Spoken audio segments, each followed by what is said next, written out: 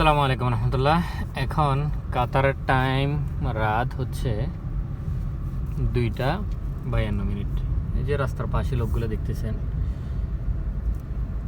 এরা ব্যাগ কাঁধে নিয়ে যাচ্ছে। এরা প্রত্যেকে ডিউটিতে যাচ্ছে। রাত 3টা বাজার আগেই তারা ডিউটির জন্য প্রস্তুতি নিয়ে বের হয়ে গেছে।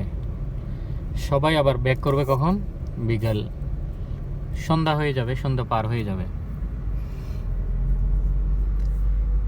এটা হচ্ছে প্রবাস জীবন। প্রবাসীদের টাকা আসলে অনেক মূল্য, অনেক দাম। অনেকে মনে করে প্রবাসে বসে বসে মনে হয়, গাছতলে বসে বসে মনে হয় টাকা ইনকাম করে। গাছ মনে হয় নাড়া দেয় আর টাকা পড়তে থাকে টাকার কাছ থেকে, অনেকে এরকম মনে করে।